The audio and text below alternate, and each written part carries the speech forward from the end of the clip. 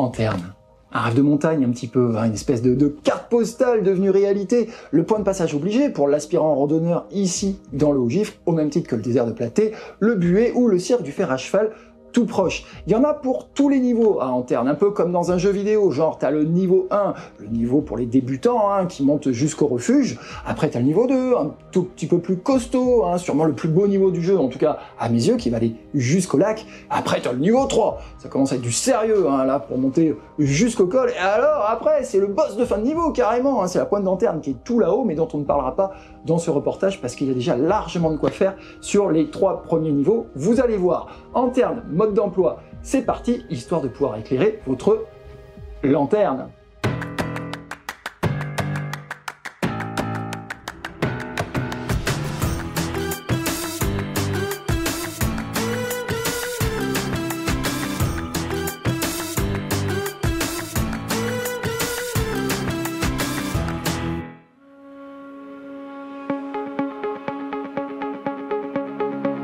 Alors le point de départ de cette randonnée, c'est le Lignon, à 1180 mètres d'altitude, le terminus de la petite route qui vient de Six Fer à cheval et qui passe par Salvagny. C'est là qu'on se fait débarquer avec Loïc et Mike, mes 2 solides figurants du jour, tous les 2 bercés par un amour mutuel pour la montagne et affublés d'une énergie folle quand il s'agit de marcher et de grimper. Loïc, c'est un enfant du pays, doublé d'un montagnard déjà aguerri au physique impressionnant. Mike, lui, c'est un marcheur tout aussi sérieux et passionné que j'avais rencontré au cours du trek du Landmannalaugar en Islande et avec qui je n'avais depuis jamais rompu le contact. Alors si pour Loïc c'était une première participation à un reportage de carnet de rando, c'était pas le cas pour Mike. Et oui, la grande ganache de Mike, rappelez-vous, vous l'aviez déjà vu sur 2 épisodes de carnet de rando. L'un, elle était tournée dans le Vercors entre le Pas de l'Oeil et les Deux Sœurs, et l'autre c'était en plein hiver en Chartreuse, raquette aux pieds, où je l'avais amené escalader le sommet de la Grande Sûre, ce qui était absolument une grosse purge. Alors Anterne, c'était pas exactement une première hein, pour moi, j'étais déjà passé ici il y a un bout de temps. Alors quand je dis un bout de temps, ça veut dire 18 ans, genre en 2004, vous voyez, ça date un petit peu, puisqu'à cette époque-là, je m'étais offert en solo, messieurs, dames, et oui, le GR5 français, hein, c'est-à-dire Vosges, Jura et Alpes, et j'étais donc passé par là. Mais si, regardez, il y a même des archives photos. Mais comme j'étais jeune. Alors quand on prend le départ, le coin est encore très largement à l'ombre et on fait nos premiers pas dans la fraîcheur de la forêt de résineux qui descend du vallon de Salles. De l'autre côté, le soleil commence à donner de gros coups de projecteur sur l'arrondi de falaise qui s'incurve sous la pointe Perfia. Notre trio, lui, n'a pas perdu de temps et a déjà pris pied au belvédère de la Pleureuse, une autre belle représentante des cascades du Haut-Gifre après celle du Rouget. Et c'est ici que les chemins des uns et des autres divergent, puisque les uns vont continuer vers le refuge de Salles par le GR96, tandis que les autres, comme nous, vont poursuivre en direction du chalet d'Anterne par le GR5. La pente se fait plus sérieuse et impose de modérer un tant soit peu le rythme. La forêt, encore omniprésente jusqu'alors, se fait progressivement plus disparate, cédant du terrain aux versants herbeux qui la contiennent sur le versant nord-ouest de la pointe de Salles. Un ciel bleu projette maintenant un toit d'azur au-dessus de nos têtes. Le collet d'Anterne n'est plus très loin et Salvagny et Sixte semblent déjà bien petits et bien bas lorsqu'on dépasse, en sueur, la base de l'épaule du collet. Et là, c'est la fin de la première salle d'effort.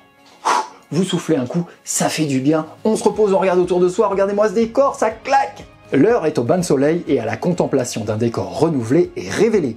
À commencer par celui des Fises, cette impressionnante dorsale rocheuse qui déploie des falaises abruptes au-dessus du vert accueillant des pelouses. Un ensemble saisissant entre douceur et raideur que domine la tour imprenable de la pointe de Salles. Les Fises ont ici des allures de Vercors, mettant au défi quiconque oserait se frotter à leur redoutable défense verticale. Le tableau fascinera invariablement les marcheurs qui pénètrent le vallon d'Anterne. Ici, tout est très vite démesuré, à l'image du dôme sommital du Mont Blanc, qui émerge sans mal du haut de ses 4810 mètres derrière le col d'Anterne. Anterne, vous avez vu, c'est un décor de super production, de blockbuster, hein. Nous on a été immédiatement subjugués, et moi qui marche depuis, disons-le, des siècles, je considère vraiment cette partie comme majeure dans l'univers de la randonnée, et pour le GR5, c'est vraiment un temps fort. Ce n'est pas par hasard si le refuge Alfred Wills, également appelé Chalet d'Anterne, a été bâti ici dans les années 80. Posé dans le creux des méandres du torrent de Fond d'Anterne, le refuge Alfred Wills est l'un de ces petits coins de paradis que s'offre, moyennant 700 mètres de dénivelé et 2h30 de marche, une grande majorité de visiteurs quand la saison d'été bat son plein. La vue sur les Fizis est imprenable et la pause une tradition. Il fait partie des très bonnes adresses du Haut-Gifre et une nuit ici, avalée par l'espace et l'altitude, s'inscrira durablement au rang de vos meilleurs souvenirs de montagne. Alors pour la petite histoire, sachez que ce Alfred Wills dont on parle, c'était un juge et un alpiniste britannique qui était complètement tombé amoureux du Haut-Gifre au point de lui faire construire un chalet d'été en 1858. Un chalet que vous pouvez encore voir d'ailleurs au Cirque des Fonds, mais on en reparlera tout à l'heure. Alfred Wills, à l'époque, était une silhouette familière des habitants de la vallée, qui avait fini par adopter ce drôle de personnage de la bonne société britannique qui ne rêvait que des montagnes des Alpes. Rien d'étonnant donc à ce que son nom et son souvenir perdurent de nos jours dans la toponymie locale. Alors si vous avez grillé toutes vos batteries pour arriver jusqu'ici, je vais pas vous parler du lac, je vous recommande plutôt de vous poser au refuge, de commander une bonne tarte aux myrtilles et de savourer la pause. Pour les autres, ceux qui ont encore du jus, on continue. Rejoindre le lac d'Anterne, c'est s'acquitter de près de 300 mètres de dénivelé supplémentaire. Un parcours bossu, aux sentiers toujours aussi impeccables et qui déroule à travers les pelouses. Le Haut-Gifre, c'est vraiment un décor de rêve. Quand on marche ici, on est investi émotionnellement avec le paysage. On en fait partie intégrante. L'extase et l'effort s'y conjuguent sous l'égide invisible d'un équilibre subtil. En tout cas pour nous, l'effort il était bien réel et je peux vous dire que le petit Loïc il nous a amené un train d'enfer jusqu'au lac, ça a pas traîné pour arriver sur ses rives. Les toits d'Alfred Wills se réduisent rapidement à l'œil, permettant d'observer à quel point le spot est infiniment petit dans ce colossal espace qu'est Anterne. Colossal également est le sommet du Buet, qui montre ses muscles au-delà de la ligne verte des alpages et de la tête de Villy. Le Buet qui, entre parenthèses, est notre objectif de demain et dont je vous parlerai prochainement dans un autre carnet de rando. Les dernières contorsions du sentier finissent par atteindre les reliefs moutonnants précédant le lac.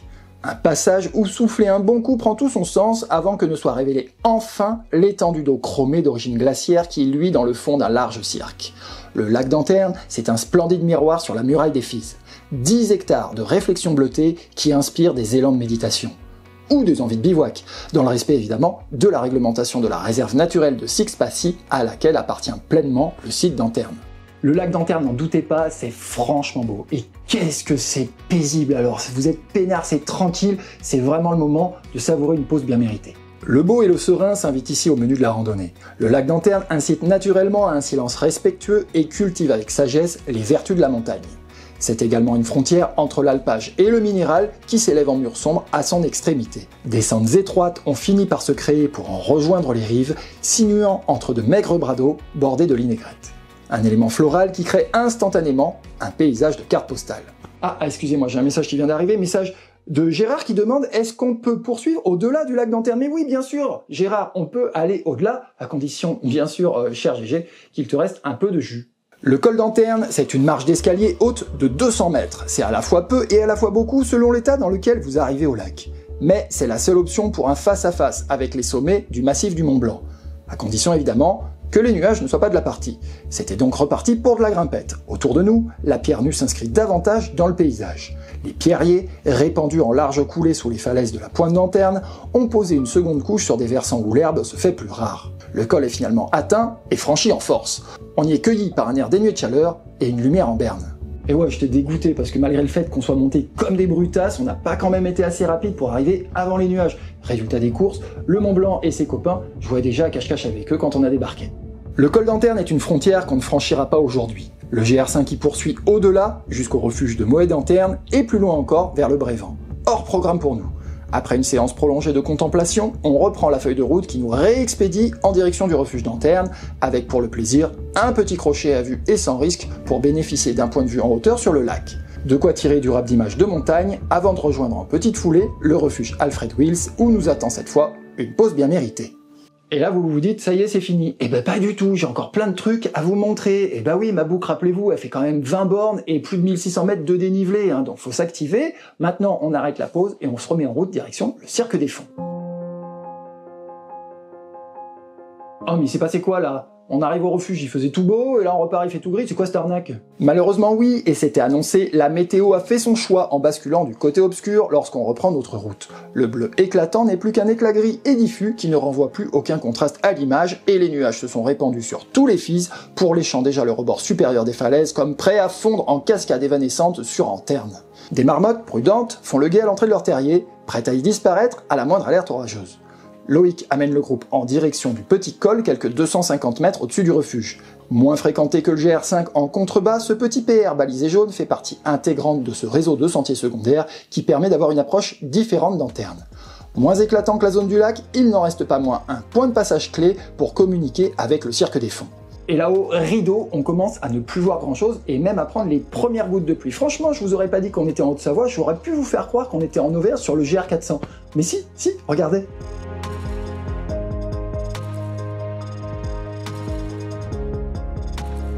Oh, c'est pas fou ce que les nuages et le brouillard ça peut faire quand même.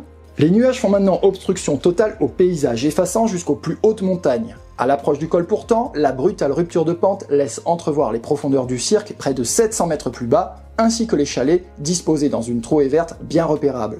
Et c'est pour les rejoindre que le sentier verse à son tour sur le versant opposé, déambulant en sinuant au fil de gradins cascadant sur un terrain nettement plus accidenté et abrupt que côté Anterne.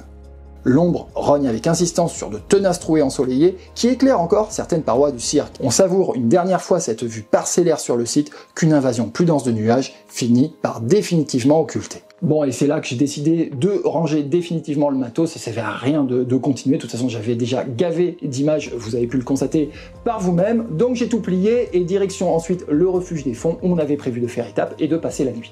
Le refuge des fonds perpétue la vie en altitude, dont cet ancien hameau constitué de chalets d'alpage était coutumier au siècle dernier.